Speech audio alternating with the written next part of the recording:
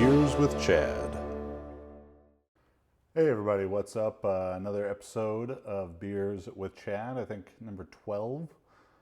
This afternoon I'm drinking Hopulent by Epic Brewing Company, 8.1% IPA. I know you guys are hating on me always with the IPAs, so maybe someday I'll change it up.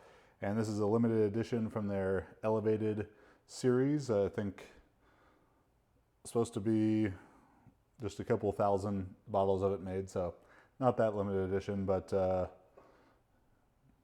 cheers.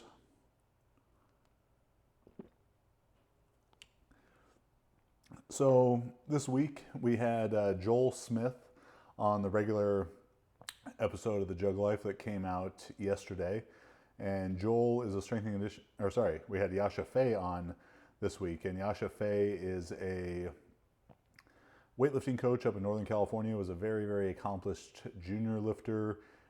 Competed and trained with Max back in the day.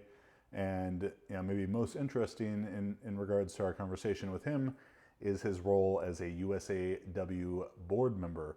And that kind of gave Yasha maybe some insights to the goings on and changes in USAW over the last few years. Some of the changes going on in the IWF. So make sure you go and check out that episode with Yasha Fay.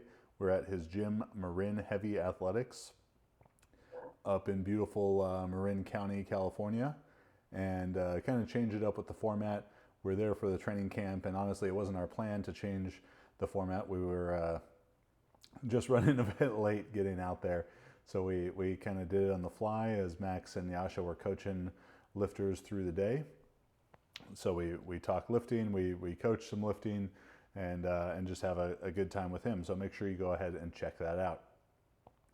This week's episodes of the JuggLife and Beers with Chad, a bonus episode to the JuggLife, is brought to you by Simple Contacts. You can visit simplecontacts.com/JuggLife or use code JuggLife for $30 off your order, and it's going to make it a lot easier for you to get your contacts. Contrary to some people's belief, I actually do not wear contacts. These baby blues are all natural. Maybe I should talk to Simple Contacts and they can start doing like a CWS edition colored contact. Might be a hit out there, who knows. And so check that out to support the show. What I want to talk about today is something I got asked about a few times last night. I did a Q&A here on Instagram, and the question was, what is my biggest regret, or what is something that I would change in my powerlifting career? So, I haven't competed in about a year and a half now, not to say that I won't ever compete again, but this, kind of taking some time off from competing, or if you've watched a YouTube video we have called Totally Raw and Enjoying Training, my biggest regret or biggest mistake that I look back on having made, and something I would encourage people to take heed of, is the value of the very off season. And by very off season, I mean most people think an off season from powerlifting is hypertrophy, and I'm all for phasic training, and I'm all for specificity and that stuff, and we talked till we're blue in the face about that on the podcast and on YouTube and all these places. So when I'm talking about the very off season, I'm talking about time in between serious training cycles, time off, fun training, and of course all the training. It's nice to say that all the training you would do should be fun, and you should enjoy all these aspects of powerlifting and stuff. But to be honest, there's a lot of times when it's not fun, and I think the higher level you get to, maybe there's even less time where it's fun, because there's more pressure, there's more expectation, the weights are heavier, everything hurts more, and it becomes monotonous. Good training, scientifically sound training that's written along with the ideas and scientific principles of strength training and all that good stuff, tends to be fairly redundant and very, very monotonous. And this is something Marissa and I have talked about a lot of times, in regards to discussing some online coaching clients and their expectations of things sometimes, is that getting really strong and getting really good at powerlifting involves a lot of very redundant, repetitive work. It doesn't always get to be new, and it doesn't always get to be fun. And people who look for the always new and always fun training probably aren't going to be very successful. But there is a time in the grand scheme of training and doing this for the long haul where you will definitely benefit, and I would have definitely benefited to take some of my own advice and look at doing more general training, more fun training. And that's what I've been doing the last several months, doing jiu-jitsu and doing some hill sprints and sleds and jumps and all that kind of stuff. And as I look at my powerlifting career, particularly the last, honestly, really over the whole thing, is that I came from track and field. I was a shot putter in college, a shot putter as a post-collegiate. I came to track and field and began powerlifting and did 4 meets in the span of 4 meets in a year, 4 meets in 15 months about. And in those, I had a lot of success and I got very good very quickly. I squatted 905 pounds, 411 kilos in my third powerlifting meet, which at the time was the 140 kilo class American record. And then I did that third meet where I squatted the 905, and right away I turned around and tried to do another meet, and I wasn't all the way healthy, and it wasn't anything wrong with the training or anything like that, and it wasn't an injury per se. I hurt. I didn't have an injury. If you kind of understand the distinction that I'm making there. But I felt this big momentum and all this excitement from having this big squat, though I didn't have a great rest of the meet necessarily. I only made 1 bench and only made 1 deadlift. I think I totaled 21.25 or something like that. My PR was 21.65. So I knew that because I'd had this great training cycle and this huge improvement in the squat, it's like there's so much more right there. I need to go get that more kilos, more pounds right away. So I had this sort of hip pain, injury or whatever coming out of the meet, and I overlooked that and just, all right, I'm gonna turn around and do another meet in 12 weeks or 14 weeks or something like that. And it really led to a very frustrating training cycle where I was never 100% healthy. I wasn't able to squat the same. My lifts were all negatively affected. And then the only bomb out of a meet I'd had, and this would have been 2011 USPA Nationals, or maybe even 2011 IPL Worlds. The USPA was very new at the time, and I missed 2 squats at 825, and then I just left. I was like, this is obviously not going to be a good day. I didn't leave, and probably I stormed out, to be honest. I stormed out of it. So apologies to Steve Dennison and the guys there. I'm glad they've let me back since. But the meet was in Vegas, and there was more fun things to do in Vegas than lift shitty at a powerlifting meet. And there was a lot of stuff going on with the business and all that at the time, and there was just a lot of stress. And from that, I was like, that was a bad taste in my mouth. I was like, I don't want to do powerlifting. Like, I got to focus on work. I got to make sure, Juggernaut is growing and all this stuff. So I took a step back, and I took 3 months of time, kind of doing more track and field based training, which was my background, doing box jumps and some sprints and kind of whatever sounded fun that day, and only training 2-3 days a week, and was coaching a lot.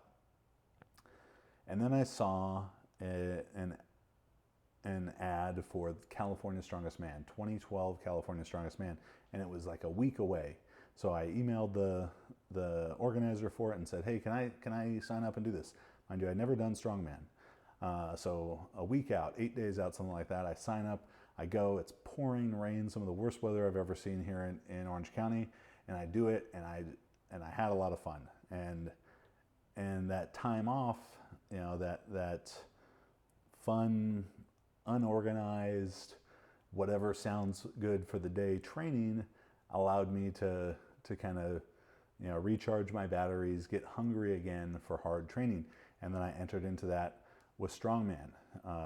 Did that first contest in March 2012, did another one in April 2012, another one in July, and then finally won my pro card by winning nationals in early November 2012. And then I did a pro show, and then I did a powerlifting meet, and I did another strongman contest and another powerlifting meet, back and forth, with the Arnold animal cage mixed in that. 4 competitions plus the animal cage in the first 5 months of 2013, and then boom, hurt my back. 2 herniated discs. In hindsight, I wonder why. If I was doing a powerlifting meet or a strongman contest, very heavy strongman contest, every single month, it's going to be pretty tough to sustain that. So now I'm forced into some time off, some time really laying low, rehabbing the back, and then as I start to ramp back up into things, it's the fun training. It's whatever I wanted to do that day, because I didn't have anything serious to prepare for. So some days I would do CrossFit type of things. I'd do thrusters, or I'd do a short kind of Metcon, or get on the rower. That's why I rode the 114.4 500 meters, which is 0.7 seconds off the world record. And I'd do some powerlifting stuff, and I'd do some weightlifting stuff, and whatever sounded fun. And then I came back and I did a powerlifting meet, 22:48 total, 1,020 kilos, I think. Yeah, I'm pumped. Yeah, that's June 2014. I'm back. Then I go August 2014, 1,050 kilos, or 1,050 kilos, 23:14 over at GPA Worlds in Australia. Boom, I'm killing it. I'm doing great. I take a couple months. I do another meet, 22:26 in sleeves. Then a couple months later, another meet. I make my PR total, 1,055 kilos in Australia. I did that on 5 for 8 lifting. And with that 5 for 8 performance, this super close miss at 450 kilo, 992 pound squat, where I'm 7/8 of the way up and then sort of lose my balance and have to take a step, and then hurt my shoulder a little bit in it, so I didn't bench to my abilities. I get that same feeling that I had after the meet where I squatted 905. I said there was some good things here. I made a PR total at the time. I think it was the ninth heaviest total of all time in reps. I said there's a lot more. It's right there. I need to go get it. I need to go get those kilos that I left on the platform as soon as I can. So we're talking November, or maybe very late October, 1st of November 2015. And I'm like, all right, I'm going to turn around and do LA Fit Expo 10 weeks later. I have a couple good weeks of hard training, 3 good weeks of hard training maybe, and then the shoulder starts to hurt, and the hip starts to hurt, and the knee starts to hurt, whatever it is, and it leads to like 3 weeks of good training, then 3 weeks of shit training where I feel all beat up, and then I'm like, fuck this, I can't do it. I'm not doing this meet. Like, I don't even want to train hard. I'm sick of this. So then I take then I take this time off, and that's where the video that you can watch on our YouTube, totally raw and enjoying training. I'm doing hill sprints and box jumps and weightlifting and strongman and whatever sounds fun. And I do that from about February to July of 2015, and then I feel all right. I'm hungry again. I feel good. I feel healthy. Let's do a powerlifting meet. Ramp up, ramp up, ramp up. Big dogs, the best training cycle of my life. 425 kilo squat in sleeves in training, which was like a 25, 30 kilo training PR.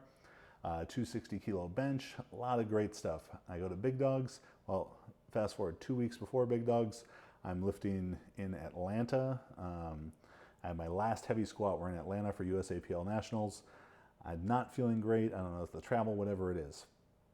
I missed the squat, and the problem with this was, as so many of these injuries come about, was my ego. because there's all these people, who are in town for the meet and they're at this gym watching, and oh my God, it's Chad Wesley Smith. Can I take an Instagram picture with you? And I let that get in my head. You gotta do something cool so those people see you and think that you're cool because you can lift a bunch of pieces of metal. So I take a heavy back down set and sleeves, and I'm about 2 inches out of the hole on the way up, 400 some kilos, 405 kilos, and I just feel I have about 10 pops in my right quad, and the spotters grab me, thankfully, and the quad gets hurt. And anyways, I do some rehab and I go to Big Dogs with that, and I don't lift as well as I could. I still totaled, I think, 2280, like 1,035 kilos, and won some money and got third place there. But that was on like 4 for 8, 4 for 9. So I'd had this incredible training cycle, hit all these big PRs.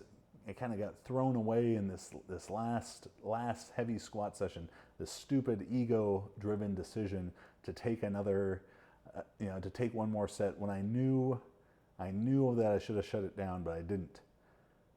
So what did I do? I thought, there's so many more kilos right there. I need to go and get them. I need to go get them as soon as I can. All right, 10 weeks later, let's do LA Fit Expo. The same fucking thing as I did the year before. Have not a bad meet, 2280. No one's mad about 2280. No one should have been mad about 2325 the year before. But I knew that there was more there, and I tried to go and get it right away. And then the same thing happened again. Couple weeks of good training. Couple weeks of feeling really beat up and run down.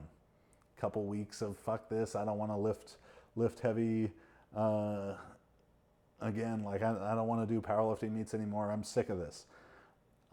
Marissa will make fun of me because she'll say that I probably said that 4 meets in a row were going to be my last meet ever, and then I kept doing another one. So maybe I'm in that same process again right now of fun, whatever sounds good, different type of training. And that's what I want to encourage you towards, because now in hindsight, if I were to look back and just taken, rather than a week or 2 later trying to turn right back around and have this and right back into hard meat training, and then having what ended up being a 3 to 6 month, 4 to 8 month process of some good training, some beat up shitty training, some frustration and probably no training during that time, and then some fun, whatever I feel like, let's just get out and be athletic and do what sounds interesting for the day type of training. If I would have proactively said, all right, I did the meet, I could have done this better, I could have done that better, let me take 6 weeks right now and just have fun, let myself get healthy, build up some work capacity, build up some general qualities, and then ramp up into the next meet. I could have taken that maybe 6 month process and condensed it down into about 6 weeks, gone on to have another really successful meet where I enjoyed the training, where, one thing I definitely enjoy about training, one thing that everyone enjoys about training, even when it's getting grueling, is hitting PRs. So if I could have taken that time and then gone and had another good training cycle, which would have made it much more likely, I could have hit some PRs and had fun and done another meet and maybe hit that big total that I was chasing, and then taken 6-8 weeks of fun, fuck around, whatever feels good training, whatever sounds interesting, and then done it again. And ended up doing maybe 2 meets a year instead of 1 meet a year, with a bunch of frustrations and all this shit in between. So what can the fun, fuck around, let me do what sounds interesting kind of training, what can that be, and still make it useful in some degree without having to be so strict and focused and specific and everything. So I'm gonna take a sip.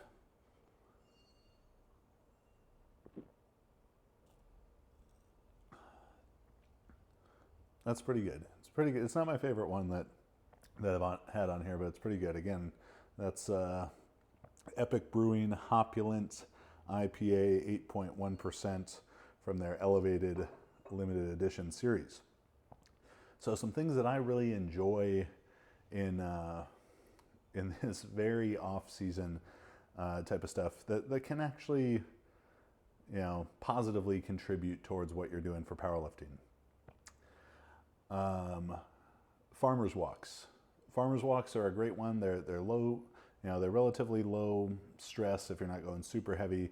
They're going to build up some grip strength. They're going to maybe fix some midline stability issues, maybe fix some unilateral stability, hip shift type of issues. You can load them strategically to allow you to improve work capacity from week to week. Really simple way that I like to do that with farmers walks is an EMOM, every minute on the minute. So we would maybe do the first week a 6-minute EMOM, the second week an 8-minute EMOM, the third week a 10-minute EMOM. You could do those all at the same weight.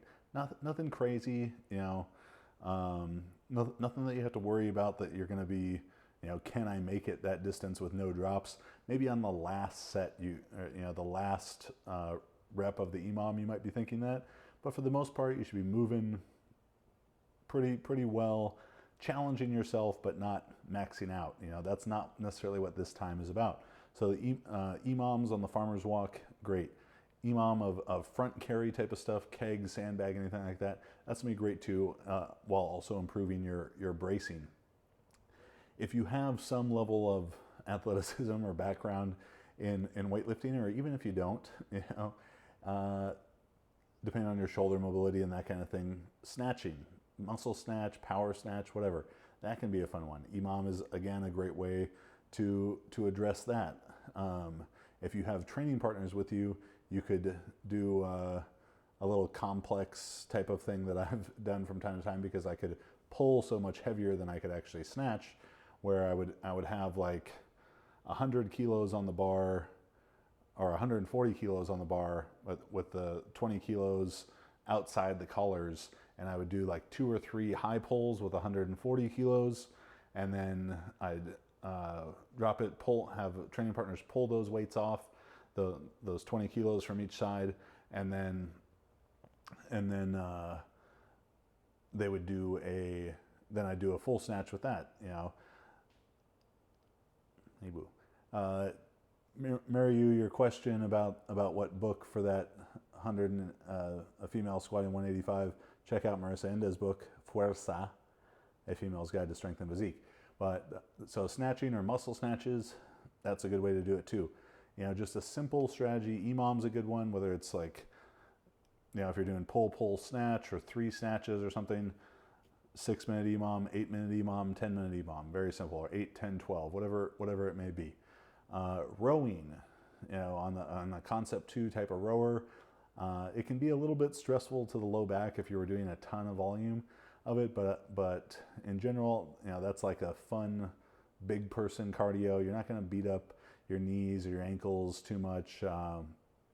You can rip on it pretty good. Like I said, I rode a 114.4 500 meters. Come at me, bro. See if anyone can keep up with that. But 0.7 seconds off the world record at the time that I did it. People have gone crazy fast now, but that can be a fun one, or a ski erg if you have access to that kind of thing. Airdyne, assault bike type of stuff is rough, but it's just a fun change of pace. Any kind of strongman circuits you want to do, front carry, farmer's walk. The yoke, I always felt a little bit more beat up by the yoke. Tire flips can be a good one. More bodybuilding type of stuff. If my man Mankini, Jared Feather, is watching, he always gets mad when what's bodybuilding training? You mean hypertrophy? And yeah, but you all know what I mean by bodybuilding training. I'm talking about more metabolite type of set schemes, whether it's supersets or drop sets or clusters, giant set, all that kind of stuff. It's just a fun change of pace, and it doesn't have to be every week. You can kind of just keep the same movement in for a couple weeks, and every other week, really push on a metabolite set, or on a third week, do the training that you don't often do. Go and do something new that you haven't done before. Maybe you go in and do jiu-jitsu like I've been doing, or you just sign up for a month at a CrossFit box or whatever it is. Just do something different, challenge yourself, go outside your comfort zone, and I think it'll really pay you benefits in the long run. So, even though we have all this information about specificity and scientific principles of strength training and all this type of stuff, that's great, and that's the most important thing to success. But putting in some very off-season type of work, a month, 6 weeks, 8 weeks, or something like that, in between meets, if you're feeling run down, if you're feeling stale mentally and not passionate about what you're doing, put it in there. It's a good change in the long run. A month of non-specific training in the long run over a 5 or 10 or 20 year lifting career, a couple months here and there, ain't gonna mean shit. So keep that in mind. Have fun, enjoy what you're doing, and again, in regards to length, it's going to depend on how run down you feel. I think if you strategically plan these ahead of time, probably a month is a good time frame for it. If you have to reactively do them the way that I have, it's taken me more like 3, 4, 5 months to do these and feel hungry for hard training again. So that's my opinion on the value of the very off season.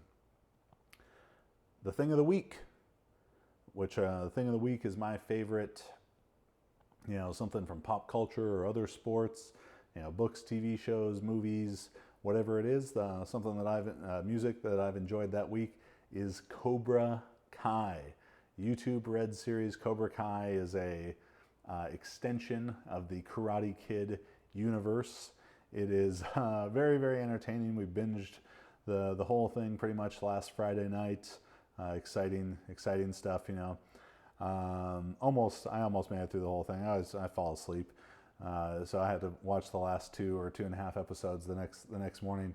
But it's very well done. It's tongue-in-cheek look at the the kind of Karate Kid world with Daniel-san and Johnny Lawrence all grown up, and a bit of role reversal and some interesting dynamics. So go check that out on YouTube Red, Cobra Kai. Let me know what you think. I enjoyed it very much. If you love the JuggLife, and hopefully you do, go on iTunes, give us a 5-star review, like JBlank72, who said the JuggLife has it all. Excellent audio and video quality, thanks to our man Shorty Sedan, combined with unmatched charm and wit. Well, JBlank72, thank you very much. You can find the JuggLife on YouTube, iTunes, Spotify, Stitcher, iHeartRadio, and thejugglife.com.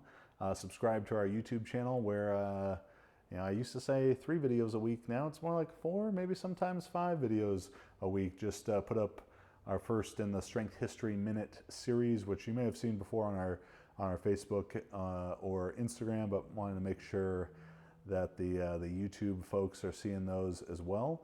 Also brewing some ideas for a bit more than just a Strength History Minute, but more like a Strength History 20 to 30 minute kind of mini documentaries about some ideas. So be on the lookout for those later in the year. If you want coaching for powerlifting, weightlifting, strongman, super total, or power building, check out juggernautcoaching.com, and we have a bunch of different options there. So go ahead and check that out. And upcoming events. June 9th, I will be at Dynasty Gym in Vancouver, Canada, doing our full day powerlifting clinic. That's coaching technique for the squat, bench, and deadlift, as well as lecture about program design, exercise selection, and Q&A. So that's June 9th in Vancouver, Canada at Dynasty Gym. Then June 22nd, we'll be at Arlington Strength, Max and I, for Arlington Strength in Arlington, Texas, for a JuggLife Live. So we're going to do a free squat clinic for about an hour and a half, and then roll that into the JuggLife Live, where we'll talk some about programming for the squat and how to address these different issues, as well as take your Q&A, and we'll drink some beers and hang out, and it's a good time. Then the next day, June 23rd, we'll be at D-Town CrossFit in the Big D, Dallas, Texas, doing the same kind of thing, but a snatch clinic right into the JuggLife Live there. So go find those under the events section at store.jtsstrength.com. Make sure to listen to this week's episode of the JuggLife featuring weightlifting coach and USAW board member Yasha Fay. Check that out. It's a good episode with, again, a bit of a different format. Let me know how you like that. Watch the Strength History Minute. Do all that stuff. Subscribe, review, everything. Thank you very much. This was another episode of Beers with Chad, and I'll see you next week. Cheers.